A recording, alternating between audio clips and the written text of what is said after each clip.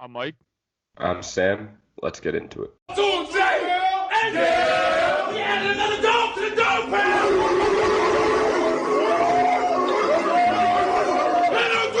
two, three, win!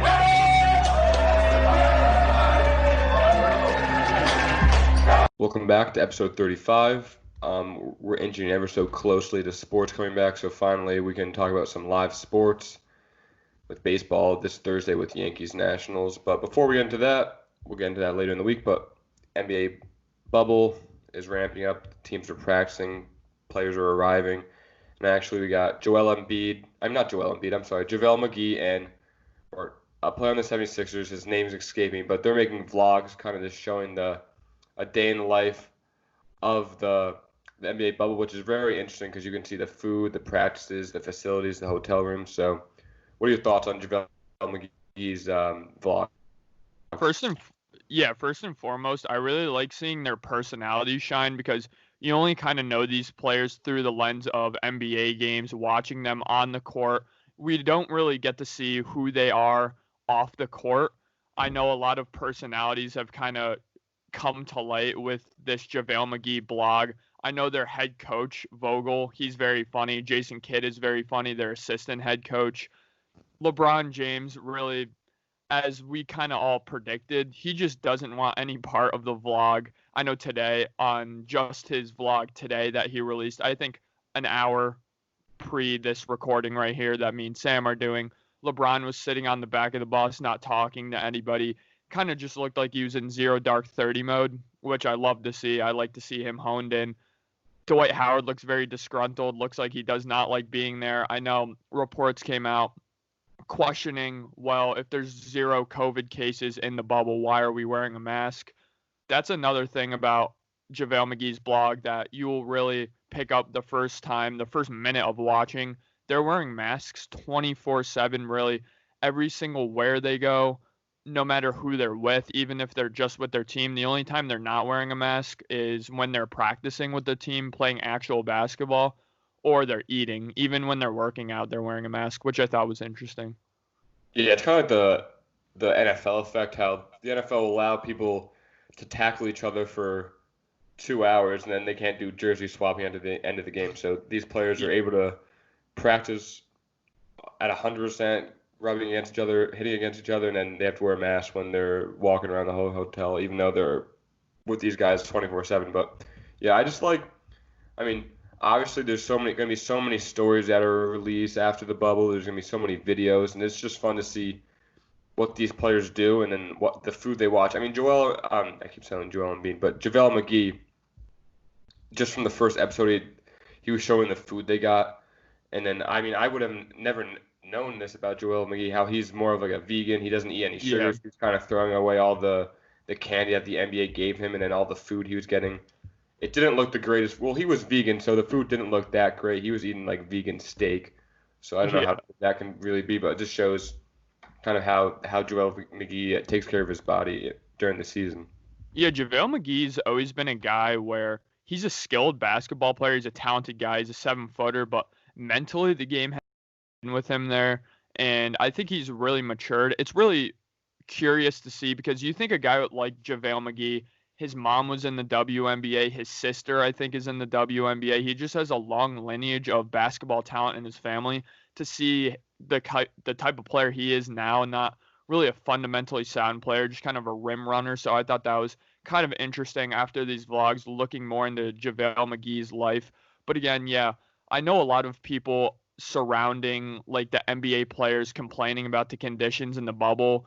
Everybody, I know Jay Williams came out on ESPN and really lambasted them, was kind of like, oh, woe is me. Like, you're an NBA player making millions of dollars. I know this isn't your mansion, your typical life, but it is going to have to do. But I mean, when you're really, really looking at some of these vlogs, some of these pictures, the food does look like shit, honestly. Like, the food genuinely looks pretty bad.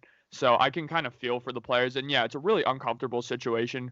I know JaVale McGee, every single vlog starts off with him getting a COVID test. That's so uncomfortable. They get tested like daily. I think they might get tested more than once a day, which absolutely sucks. Anybody you talk to, NBA player or not, who's gotten the COVID test really is just not a comfortable thing to go through. So to do that every single day just to play basketball, I mean, that takes a lot from the NBA players for sure. And the other player I forgot to mention, Matisse Thybulle on the 76ers, he's the one creating the vlogs as well. But both of them, him and Javale McGee, are really show a great job of how they converted the hotels. So they have the basketball courts in the ballrooms, and then they've rented out some of the other hotel rooms for the trainer's room. And they have team storage. Like Javale McGee asked the team trainer for socks, and the trainer brought him to a room which was just filled with suitcases full of socks, towels, practice jerseys, all that stuff. So it just shows how they're really kind of using the material they have to make this work. Yeah, and it certainly, I mean, watching his vlog gets you fired up if you're a 76ers fan, and watching the JaVale McGee vlog, I should say, definitely gets you fired up if you're a Lakers fan, seeing how much team chemistry this team really has, and that was the strong suit of this team. I was kind of looking back at NBA Twitter last night and seeing what the takes were for this Lakers squad going into the season, and people were going as far as saying this team's going to miss the playoffs, this team's not going to be good. LeBron's never proven himself in the West. This team sucks outside of LeBron and AD. Just all this narrative that this team wasn't going to be that good. This team was only going to win 50 games. This team was going to be the 3 seed, stuff of that nature. But really, the reason this team was the 1 seed, the reason this team did so great in the regular season was because really just team chemistry. This team loves each other. This team loves every single member of the team. This team just plays so together, plays so hard, plays for each other. Great clip, best Lakers clip of this year's when one of the Morris twins got onto the team via free agency. I know he actually just arrived to the bubble, but really the entire team, they'd never met him. He was a new signing late in the season, and they absolutely just hyped him up and were so happy for him. And I really love seeing that. Again, just the team chemistry, really the culture that this team has built.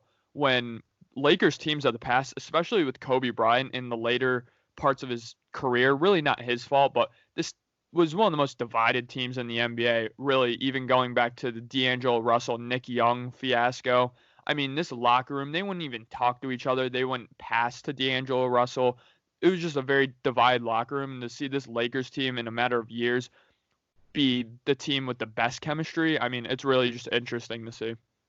Yeah, I agree with that 100%. I mean, in the vlog, you see JaVale McGee and Quinn Cook kind of dancing on the sideline, Danny Green dancing. They're very, animated players. They seem to really love each other. And then looking at Matisse Thybulle shows how Tobias Harris is very, very outspoken. He was just very animated guy, kind of just walking around. He, took the phone on the team plane, was playing music through it while they were flying. He was just all over the place. And that, I mean, I didn't know Tobias Harris was like that, but it made me like him a lot more. When you see these guys off the court, it makes you kind of see them that they're more humans and not just basketball players. Yeah, it's a great point you made. I think with some guys like Tobias Harris, you kind of look at the play on the court. Great player, all-star level player, but you're like, why is he getting a max contract? Why is he getting $30 million a year? And it's because he's such a great culture guy. He's so great in the locker room. He's just so great for your team. He glues the entire team together. He's a guy, when you're down, you want him on the court, you want him off the court, you want him hyping up your guys. So it really kind of really shines a light on the insight of how much more valuable players are. Even guys like Danny Green, I've seen from the vlogs, how much more value these guys add to the team off the court. So that's something that I like to get kind of shown a light on with this entire vlog situation inside of the bubble. Yeah, even these vlogs will be pouring out. Probably, I would assume, the whole season or till these teams are in the bubble, and we're just going to see more and more players. And also, I mean, yeah, like you said, LeBron hasn't been seen in any of the vlogs. Yeah. Anthony Davis, a little bit. And even with the 76ers, it shows how Joel Embiid really hasn't been mentioned a lot, and Ben Simmons is more of a quiet guy. It's really just been, you really see who's the kind of the loudmouth, not in a bad way, but who's the loudmouth of the team, the fun guys of the team, and then who's more quiet and reserved. Yeah, certainly. I think LeBron, come kind of postseason, he's going to be more vocal, more involved. I think right now he's kind of, again, in his zone, trying to get himself ready more than anything. But it's really going to be interesting to see, not only is JaVale McGee going to keep up these vlogs, but if not, just for every single NBA team, it's great right now. You're practicing, you're having fun, you're training, but how is the team chemistry going to kind of evolve when you guys are all trapped in this bubble, all trapped in the same room, all trapped in the same hotel 24/7 for months on end? When your team goes on a 4-game losing streak, your team goes on a 3-game losing streak, this player took away the best shot, the game-winning shot from this player, and this player is mad at them. How's that dynamic going to play out? It's going to be very interesting, and I think it's going to cause some NBA teams to get closer in terms of the bubble, and I think it's going to cause some NBA teams to crumble really under this pressure and just beef and start fighting internally, which I think is going to be an adverse problem of the bubble as well. Yeah, I mean, someone like Chris Paul, who is very critical of his teammates, very on top of them. I can see someone on the Thunder missing a shot or missing kind of an assignment, and Chris Paul really getting on them. And then obviously you can't go home and spend time with your family to blow off steam. Chris Paul will be in the room right next door to you, or someone like Jimmy Butler, who are really on top of their players. So obviously, I think we do see the relationship, how strong they are, but like you said, potentially these relationships can get very, very much hurt as the bubble goes on. Certainly, and going off your Jimmy Butler's point, Jimmy Butler is another guy. If there was a vlog with the Heat, arguably the funnest team to watch a vlog of, I think. I mean, this team is just so together as well. This team, probably right behind the Lakers, have the second best just team chemistry in the entire NBA. Great story from Jimmy Butler with how the first 48 hours they kind of had to just kind of stay in their room for the first 2 days, and there was a huge noise complaint in the hotel from multiple players that the Heat were staying in, and they finally tracked down the exact room and the exact player it was, and they knocked on the door, and the guy opens the door, and it's Jimmy Butler, absolutely sweating bullets with like 2 basketballs in his hand, and the noise complaint was just from him dribbling really, really aggressively and just having an aggressive workout in his own hotel room. That's what Jimmy Butler is going to add to your organization. That's why he brought teams like the Bulls, like the Timberwolves, who are really subpar rosters, to the playoffs. And that's why we've seen both of these teams that I just named not in the playoffs since Jimmy Butler. So he goes to another team like the Miami Heat, a team that had kind of a negative outlook going into the season. People kind of said, oh, why would they sign Jimmy Butler? They need more talent around him. Well, guess what? They're one of the best teams in the East right now. So that's something that Jimmy Butler just adds to that roster, just that leadership. Yeah, Jimmy Butler, great guy, great player, and I mean one of my favorite basketball stories ever is him. Yeah. Getting this when he was on the Timberwolves, having the second unit and beating the first unit. I mean that's just an all-time story. I mean nothing beats that, honestly, in my mind. Yeah, that's hilarious. That's like a Michael Jordan esque story. That's like one of those Kobe Bryant stories that you think is just kind of fake, and everybody likes to kind of create a legend around some of these guys, but that's a real Jimmy Butler story. I mean, he's a dog like that. I love just players like Jimmy Butler, players like Kawhi Leonard, who go into the NBA really raw with really virtually no offensive talent, but they're grinders, they're high effort players. They're really just great defensive players, and just through their hard work, they kind of evolve into these great offensive talents. And I know Jimmy Butler has really struggled offensively this year, not in terms of creating for himself or his teammates, but just in terms of shooting. But I know by the end of the year, when this entire situation, the entire NBA season came to a halt, I know the last kind of 5 to 10 games, he's starting to shoot better, he's starting to look better. So to even think of this Miami team where their best player hasn't even been shooting great, if Jimmy Butler can go into the bubble, shoot great, be an efficient basketball player, this team is a dark horse contender to come out of the East, in my opinion, because they have the defensive versatility to do it for sure. Yeah, I mean, they have the leadership of Jimmy Butler. They have Bam Adebayo, and then they have the shooting with Tyler Hero, Duncan Robinson. They have it all, really. I mean, they do lack a little bit of kind of maturity because they are a little bit young, but I think Jimmy Butler kind of, since he's such a great leader, the age won't matter as much because of his leadership on the team.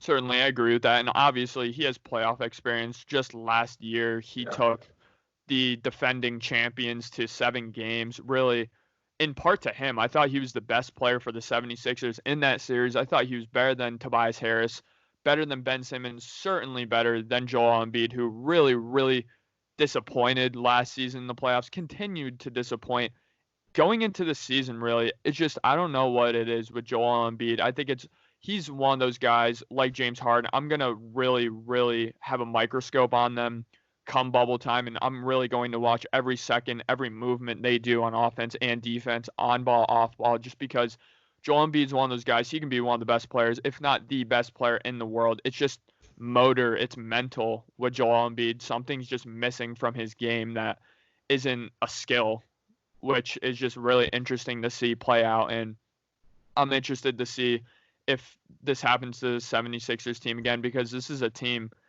who could only put up 85 points, 80 points if they have an off shooting night, which is very possible. So I think a lot of wins and losses are going to be because of Joel Embiid. So we'll see how far the 76ers go.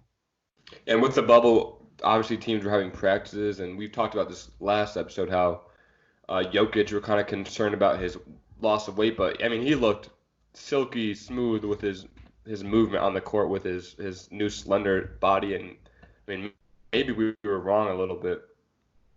Yeah, certainly. I think we probably were. I mean, the Joker and guys like Marc Gasol, guys who are just so crafty. Marc Gasol's another guy we talked about last episode, got skinny as well. I know the Joker's in the middle of his prime, and we shouldn't even be talking about this right now, but even when the Joker gets to age 35, 36, this is a guy that's going to be playing until he's 40, because the athleticism doesn't matter for him. If he's able to fluctuate his weight, fluctuate athleticism, things of that nature, it really doesn't matter. And I think that's what we kind of ignored, because he's such a crafty player. He's so fundamentally sound. He just is such a great passer, such a great just weapon out of the post, to the point where big or small, he's going to be a really good player. Yeah, I mean, he had the ball at the top of the key in the highlights. He was able to move it around like a point guard. I mean, he was obviously, before, when he was larger, he was a great passer. I think that made him so much different from a lot of centers, but now he can kind of drive to the hoop more, just more athletic, which was his game was lacking a lot of. But with the increased athleticism, I mean, I can see him being a really huge contributor for the Nuggets. I mean, I know he is like the main contributor for the Nuggets, but I can see him kind of catapult into a new level. Yeah, certainly. I mean, I still think the Nuggets, I don't know if I would even call them a dark horse. I know people were calling them a dark horse last year. This year, certainly. I mean, the Joker, I think, was the best center in the league this year over Embiid. But I really do think Jamal Murray didn't take a step up this year. He's still a really good player, fringe all-star talent. But, I mean, to be paying a max to a fringe all-star player, you're going to need him to step up. Gary Harris, again, we talked about it last episode, has really struggled the past couple of seasons. So, really with the Nuggets, I think it's just troublesome once you get to a team with just a loaded amount of talent. I do think they could really thrive against a team like the Rockets, potentially, where they're very top heavy. They have two great players, and then they kind of struggle. They definitely struggle in terms of defensive versatility. But a little bit of news coming out of the bubble just now, actually, was Justice Winslow, the kind of point forward that the Memphis Grizzlies have coming off the bench, has been really good this season, really good in his point guard role. He's actually going to be out for the entire season now. He just suffered an injury in practice, I think, last night, and the news kind of just got broken now. So another thing, looking into the Memphis Grizzlies, we know they have one of the hardest schedules going into these 8 games. We know that the NBA quite obviously does not want to see the Memphis Grizzlies in the playoffs for whatever reason, mainly being Zion Williamson, but another kind of deterrent for this Memphis Grizzlies team for sure. I mean, if you look at the Grizzlies roster, they lack talent, really. And I mean, it's like a surprise that Ja, as a rookie, was able to lead them to this spot in the season. But losing Justice Winslow, I mean, he isn't the greatest player by no means, but he is better than a lot of players on the Grizzlies right now. So losing him is going to hurt them significantly, I think. I think Ja's going to have to work even harder, but I think that's just going to help him out even more with just more motivation, more another chip on his shoulder. I think that we're going to see a great run with these 4 play-in games, or 4 seeding games that the Grizzlies have. Yeah, certainly. I mean, I guess it's better than losing a guy like Jonas Valanciunas, where if you lose Valanciunas, he's really your only real center. He's one of your only guys that can work out the post. He's so crafty in the post. He's still a really good scorer in the post. At least Justice Winslow is a guy where he's kind of your secondary ball handler. He's your secondary distributor, where now it's kind of like a Lakers situation with Rondo, where you're better with him off the court, but the only reason that is because when Justice Winslow's on the court, Ja Morant's off the court. When Rondo's on the court, LeBron's off the court. So the only reason their kind of numbers, their analytics are such with the team is because their best player is not on the court because they're the substitute to your best player. So, I mean, this just means for Ja Morant, more minutes, more ball handling duties, and just more point guard duties, which is great for the Grizzlies, but I mean, you don't want to run them into the ground for sure. Yeah, I mean, we're just basketball's getting so close. I think they have some exhibition games before the little seeding games with 10-minute quarters, so that's going to be in a couple of days. So we're really excited for basketball to come back. It's been quite some time, and all these storylines. It's going to be a great, very interesting bubble tournament. Yeah, absolutely can't wait. I'm a little bit nervous, I will not lie, just about injuries. I think we're going to have a solid amount of injuries going into some of these exhibition games, going into the first 8 games, maybe even in the first round. But I think once we get past the first round in the playoffs, I think it's kind of set in stone what the rosters are going to look like and what this entire situation is going to look like. Because I think once we get, of course, again, once we get past the first round, we're going to know set in stone how these NBA games are going to look without fans and how this entire bubble situation really affects players on the court. So kind of excited to see these exhibition games. I know the LA Lakers, I don't know if this is universal across all the teams in the bubble, but I know they had their first official in kind of inter-squad scrimmage. It was, purple versus gold for them. I think the gold team won. I know JaVale McGee's team won. He was kind of giving the other players on the other team shit for not winning. I know Kyle Kuzma was another player. I'm not sure what team LeBron was on. I'd be surprised if the team with LeBron lost, but I know Anthony Davis was on the purple team and they lost. So that was kind of interesting coming out of the bubble. So they're really starting to get into kind of full game shape and full game mode. Yeah, they have those exhibition games with 10-minute quarters, so they're trying to. The NBA is even trying to slowly kind of lean them back into the season. But, yeah, like you said, I think there's going to be a lot of injuries because they were playing for so long and it suddenly stopped, so their body was starting to heal, and then they have to get thrusted right back. It wasn't a full off season where their bodies got to heal. So I think we are going to see some injuries because they are getting ramped right back into the season and some intense basketball. Yeah, and I'm sure there's going to be a lot of intensity in these scrimmages because I would imagine your star player, if you're the Thunder, you're not going to be playing Chris Paul that many minutes. If you're the Lakers, I wouldn't imagine them playing Anthony Davis and LeBron James so many minutes. So I think you're going to see a lot of just intensity from guys like J.R. Smith, guys like Alex Caruso, who in replacement of a guy like Rajon Rondo, they're going to be fighting for minutes in these scrimmages. Dion Waiters even hasn't really even played for the Lakers this season.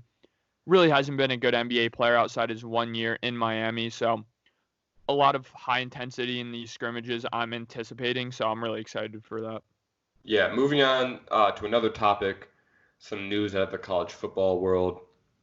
So I think some agents, some sportscasters, some analysts are saying that college football stars, kind of the higher end stars, someone like Trevor Lawrence, Justin Fields, we're just speculating, but those are some names that popped up, could potentially sit out this season and train for the NFL and just preserve their bodies for the pro level of football. So what are your initial thoughts, reaction, and which players come to mind when you think about sitting out? My initial thoughts, and which coincides with my first player that I thought of, is like, if you're a guy who's eligible for the draft last year, you were a first or second round talent and you didn't go, I mean, you're kicking yourself right now. And the first guy I think of is Travis Etienne, the running back from Clemson. A lot of people were kind of wondering, oh, why didn't he go? I know it was a pretty strong running back draft class, but still, he would have been a top 5 running back in this class if he did leave. And now he stays at Clemson for another year, wants to win a national championship with Clemson again. And now he might not even have a season. So now he has to prepare for the NFL draft, wait a whole another year to go into the NFL. I think of guys that are juniors, guys that are seniors that were draft eligible this year, foregoed the NFL draft just to have another season, another crack at college football. And for some of those guys, again, Travis Etienne comes to mind. It's just really disappointing for them, and I'm sure they're kicking themselves right now for the decision they made not too long ago. I mean, this is something that's not really new. We've obviously seen like players like Christian McCaffrey sitting out bowl games, but we've never seen players potentially sitting out a whole season. So yeah, I think someone definitely the most notable name would be Trevor Lawrence because he is such a high level name, and everybody recognizes him as a potential first overall pick in the upcoming NFL draft. But we don't know what's going to happen with the college football season, if they're going to push it back to the spring or kind of start in January, February, which would just hurt these players potentially because they won't have a large amount of months to heal their bodies. Because if they have to play a season in the spring and get right back up and play a season in the fall with training in the summer, that's just a lot of football and not a lot of time to have your bodies heal when you're playing at the level that these athletes are playing. So I can see players who are going to get drafted, the high octane players like Trevor Lawrence, but even those low known players that are going to be like second round picks, third round picks, even take this route as well. I think once that first star decides to sit out the season, I can see a domino effect of other players deciding to sit out the season. Yeah, certainly. And when you're talking about going off your point where we really haven't seen in the college football world kind of skip a season just to prepare for the NFL draft, the only guy I can kind of think that had a similar situation to that was Nick Bosa coming out of Ohio State. For whatever reason, I think injuries and just it didn't really matter. I was going to be a top 3 pick anyways. He kind of stopped playing games at some point and just trained for the NFL draft. Obviously worked out very well for him. One of the best rookies in the entire class last year. Obviously, the second round pick was warranted for the San Francisco 49ers. But going off your point, I mean, that's a great point where, again, like you said, these players are going to play way, way too much football in way too short of an amount of time for their bodies to properly heal. It's going to be very dangerous for a lot of players who have a lot of injury history throughout high school, throughout college. I mean, that's going to be a red flag going into the 2021 draft for the NFL. But again, like we said in a previous podcast, in terms of the NBA draft this year, I think we're going to see the same problem for the 2021 NFL draft. Just so much what ifs, so many just going off of their earlier tape. So many guys, too, emerge as first round talent in their senior season. We even see guys like Patrick Queen do that coming out of LSU. Didn't really get solid playing. Joe Burrow, of course. Joe Burrow is like a 6th round talent, a 7th round talent going into this year.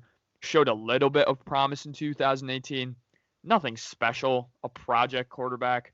Goes into 2019, and we all know lights the college world on fire. One of the best QB prospects coming out in a very long time. Just way better than all the other QB prospects in this year's draft, in my opinion, at least. So, I mean, again, that's going to suck for some of those guys who are preparing for a huge season and really didn't get that opportunity. So, again, there's going to be a lot of hits in the NFL draft, and there's going to be way, way more misses than we're usually seeing. And usually, historically, statistically, only half of the first-round picks actually end up hitting. So I think we're even going to see a lower number than that. Yeah, and then on the inverse of that, you can have players that choose to go sit out the year and then kind of have those young, unknown players rise to the occasion and become those household names. I mean, someone like if Trevor Lawrence, I know we're bringing up Trevor Lawrence a lot but that's kind of the main example. If Trevor Lawrence decides to sit out, someone like DJ Unalele, the backup quarterback who's going to be a freshman, if he gets put into the starting role and he becomes immediately a household name as a true freshman, I mean, that there's so many causes and effects of this if this is decided between a lot of the players. But I think it can have a seismic effect on next year's college football season because I think there's going to be a tremendous amount of injuries. I mean, we've talked about that with the bubble 5 seconds ago. There's going to be a large amount of injuries, and it's really going to affect college football, the product of college football next year. Certainly, and I mean, if you take an entire college football season off, you don't play football for a year, then you jump into the NFL. For some positions like edge rusher from Nick Bosa, really the only thing you have to catch up on is kind of the physicality of the game, really all your techniques and stuff, those are going to be there. But for an NFL quarterback or a college quarterback, missing an entire year of action, that's so hard to adjust back into reading defenses, but at such a faster level, such a higher level, such a faster pace. I mean, that's going to be such a difficult transition for every single quarterback going into 2021 draft, including a guy I know we keep mentioning his name, Trevor Lawrence, who we've talked about having so many question marks, really, quite honestly, on his film. I know everyone says he's this perfect prospect, really regressed going in from year one to year two. I know he's still the number one prospect. He's still going to get picked first overall, most likely. I know some mock drafts have Justin Fields going over him right now. I really don't buy that. But again, for some guys that really had a lot of question marks on film, even Justin Fields, where you want him to improve as a pocket passer in just some certain areas of his game going into the draft, I mean, we're not going to see that improvement. So it's going to be all kind of a guessing game. And we're going to see guys in more merit kind of held into pro days and things of that nature. Yeah, if those notable quarterbacks like Justin Fields and Trevor Lawrence sit out, and they're out of the news for however many months the season is, and then you can see players like Ian Book, Brock Purdy out of Iowa State, Trey Lance at the North Dakota State, kind of hiring their draft stocks because they're going to be on national television and people are going to be watching them and they're going to be, wow, this guy's really great, because they're just, Trevor Lawrence, Justin Fields, obviously they're going to be in people's minds because they're just so good, but they're going to be placed into the back of their minds because they're not going to be thinking about them because they're not going to be watching them on Saturdays. They're going to be watching the Ian Books of the world and the Trey Lances of the world. They're going to be watching the players that are actually playing football. So, it can change some of the draft boards. Yeah, that's a great point you made. I mean, it's going to really catapult some of these guys who are going to get an opportunity to play, really just to be front and center and really prove themselves. And again, for guys in big programs that are most likely not even going to play the college football season, it's certainly going to hurt them. And that really, I think, affects recruiting as well, where there's always this trade-off if you're a five-star recruit. Do I go to Alabama? Do I be the fourth stringer? Or do I go to Ole Miss and be a starter right away? So I think it's going to affect that as well. Yeah. Moving on to some more college football NFL news. So obviously Joe Burrow coming off a colossal college football season, first overall pick for the Bengals. The Bengals, not the greatest track record for organizations with coaches. And then obviously Joe Burrow, the news is he is in training camp and he's just days ahead of the coaching staff, and they're telling him to slow down, and that's just a lot of red flags, a very scary thing to hear when your franchise quarterback is ahead of your coaching staff. That's just something that frightens me. Huge red flag coming out of this news. I know people are going to kind of sweep it under the rug and say, oh, that's not a big deal, but I do think it's a big deal. I mean, with Joe Burrow, if you're franchise quarterback, if you're first pick in the draft, not even first round quarterback, like he's the first guy off the board. I mean, he was the solidified number one pick. If that guy who you want to be your savior, if he's asking questions and you're saying, oh, we don't have the answers to that right now, or, oh, slow down, the other rookies aren't up to speed, to not even after the virtual practice kind of have a private meeting with him and explain the concepts that he's wondering about. I mean, that's absolutely just inexcusable, really. I mean, Joe Burrow's a guy, he's going to want to pick your brain. He's going to want to be as knowledgeable as possible. Joe Burrow's a guy, he doesn't have incredible arm talent. He doesn't have the best arm. He wins with intangibles. He wins with his brain. And if you're limiting the thing that makes him the greatest, I mean, that's going to be disastrous. He's not going to have a good season. The Bengals aren't going to have a good season. And he's going to have a quiet tenure with the Bengals if this is the trend of really hampering his mental development, because that's what's most important with a guy like Joe Burrow. Yeah, Joe Burrow is so smart pre-snap. He's great at making reads and just manipulating the defense, but if he's kind of asking questions about plays and how to manipulate NFL-style defenses, and the coaching staff is like, oh, no, we'll get to that. I mean, that's terrible.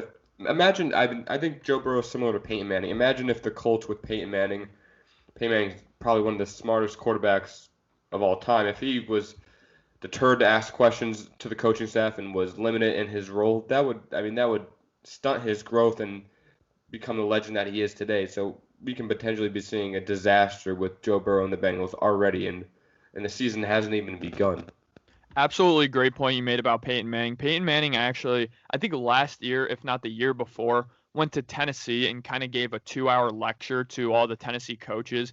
And the first thing he said was, I love to get coached up.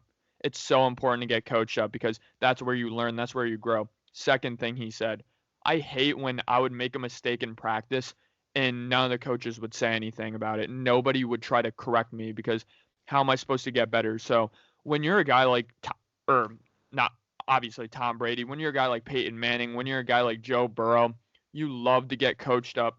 You love to be criticized because that's how you get better. And if they're going to kind of take a safe approach, oh, we don't want to shake his confidence. Joe Burrow's a guy, you're not going to shake his confidence. I mean, you have to hammer down on him as much as you can, make him a better football player. And I haven't seen that from Zach Taylor so far with the Bengals. I haven't seen that with the Bengals organization. They're just so god awful at developing talent. They've always just been so bad at it. I mean, even roster building wise, they've been poor. They didn't even draft an offensive lineman, I think, until the fifth, sixth round, where I know they made the flashy pick with their second round pick, drafting a wide receiver, drafting a weapon. But if you look at that roster, they really should have picked an offensive tackle, Matt Pert, somebody of that nature, but they didn't. I mean, I really think they're going with flashy. They want to sell tickets, and they're not really gearing up to win football games.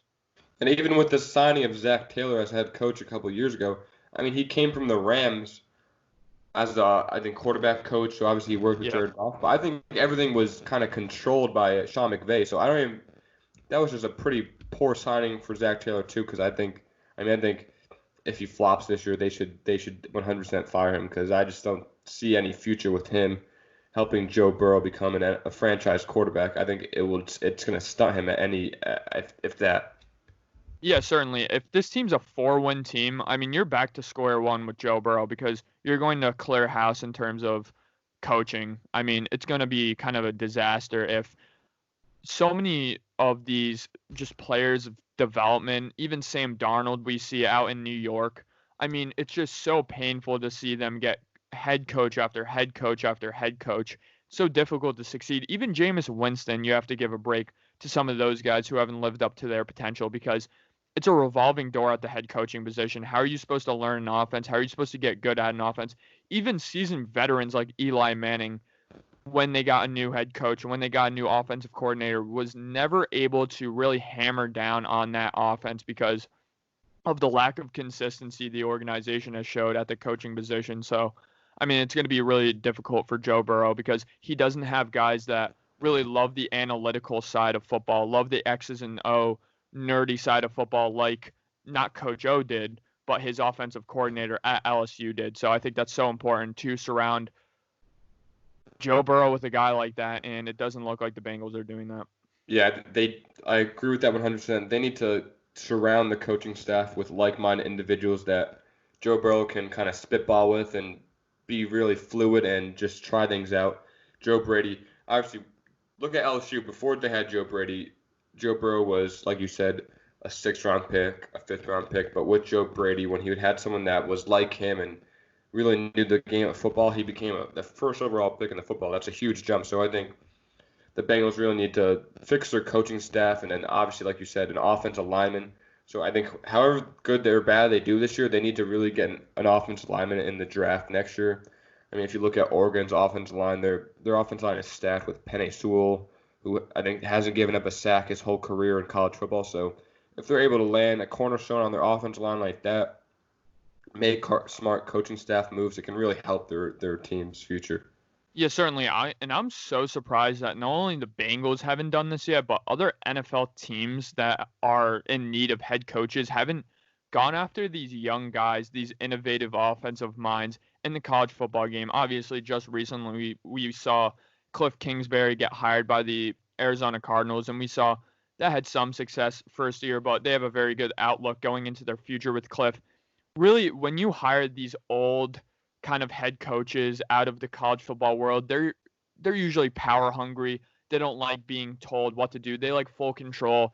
They like control of scouting. They like control of picking their prospects, weight room, what they eat, what the guys even do in the classroom, what they do on campus, off campus. Usually those guys are very the Urban Meyers of the world. They're very dictatorship in their style, but I'm surprised that NFL teams haven't hired guys like Lincoln Riley more, where he's a young guy. He's very personable with the players. He's going to be a player's coach. He's going to fit their scheme around the skill set of their players and just really succeed in that way. But again, I think the Cincinnati Bengals and a lot of other teams would really have a lot of success if they hired a guy like Lincoln Riley, who is a college mind, but going into a kind of pro organization, he's going to have some learning curves, but would be great to pair with a young quarterback like Joe Burrow. That's why I love the Kyler Murray, Cliff Kingsbury marriage so much in Arizona, because I really do think that's going to work. They really have great personalities with each other to kind of feed off each other and grow kind of as a collective unit. But when you have really this basically a rookie head coach in Zach Taylor, but he was already with the old regime. He was not with Joe Burrow. He's not coincided with Joe Burrow. I think it would have been smart to even fire your first year head coach, Zach Taylor, hire a guy coming out of college so him and Joe Burrow could fail together and succeed together. Yeah, Lincoln Riley, I don't know why he's not in the NFL yet. Yeah. I mean, obviously he has great talent at quarterback, but I don't think it's a coincidence that all of his quarterbacks have been Heisman candidates, and Spencer Rattler, who's a sophomore, is going to be potentially a Heisman candidate this year. I think he works great with quarterbacks, and he's just really smart innovative on the offense side. So I think that would be kind of a great signing for the Bengals. I don't know necessarily. I think he has a lot of power at Oklahoma, and he really likes college football. So I don't know if he is willing to make that jump, but yeah, if the Bengals are willing to give him a lot of money, pay him handsomely, and he can jump up to the NFL level, I think that can be a great relationship between him and Joe Burrow. Yeah, I mean, let's be completely honest with ourselves here. Watching Jalen Hurts play with Oklahoma last season, I mean, Lincoln Riley made him a Heisman candidate. It was not Jalen Hurts. I know he has the intangibles, very overdrafted with the second round pick, in my opinion, but he has the intangibles, but not very good quarterback, quite honestly. And for Lincoln Riley year in and year out to pump out Heisman candidates, I mean, that's insane. I mean, I'm sure he loves, again, the college game. I'm sure he doesn't want to leave the college game. I'm sure he has it great up at Oklahoma, but money talks. If he gets offered a big enough deal with a organization like Cincinnati and enough control in terms of roster movement with a team like Cincinnati, I would be surprised if he turned that down. Yeah, Matt Rule turned around Baylor and immediately went to the NFL with the Panthers because they came a knocking. So, I mean, if it's big enough, if Lincoln Riley really wants to stay at Oklahoma, he would. But I think he should. And the smart thing for him to become a more powerful in the football world is to make that jump to the NFL, because it shows how great you are of a head coach. Because Nick Saban, who is considered the greatest college football head coach, failed at the NFL level. He had to go back down. But if Lincoln Riley is exceptional in the college football world and he's able to be exceptional in the NFL world, that just shows how great of a coach he really is. Yeah, I love these Sean McVay, Lincoln Riley, Cliff Kingsbury quarterbacks who had the mental aspect down, were just great in terms of their mental processor, pre-snap, post-snap, schematics, just great quarterbacks, like all-time level quarterbacks, and are just way, way, way below average in terms of physical talent, where they couldn't even put it all together to be an NFL caliber quarterback because they just didn't have it in terms of physicality and just what it takes to be an NFL quarterback outside of the mental aspect. So I love seeing those type of guys become head coaches, become offensive minds, because we've seen with the Rams, I mean, Jared Goff's a puppet.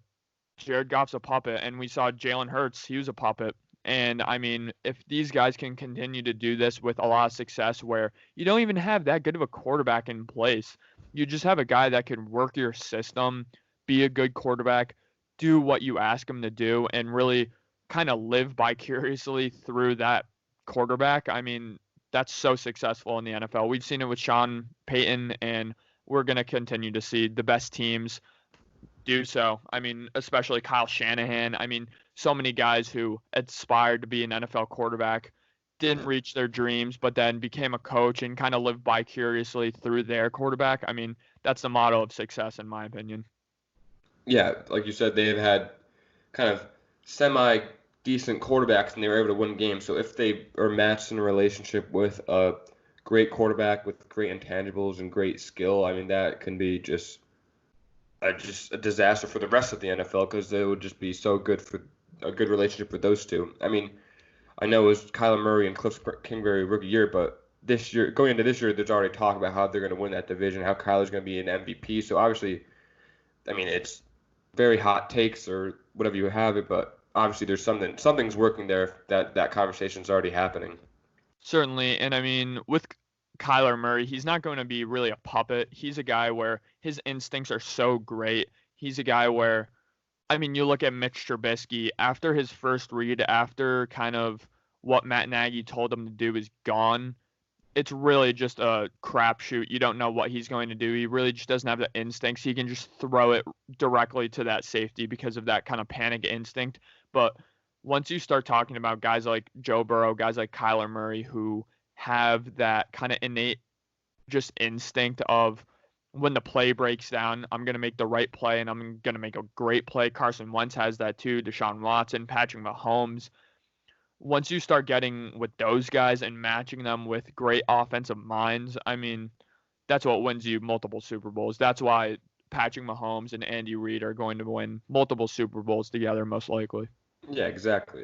And if once Andy Reid retires and then the Chiefs are able to fill that hole with a smart, intuitive, offensive-minded head coach, I mean, the Chiefs will continue to win if they have that quarterback-head coach relationship. I think the NFL is more centered around having head coaches that cater to your coach, your quarterback, and have a great relationship with your quarterback because that's what it means to win now in the NFL.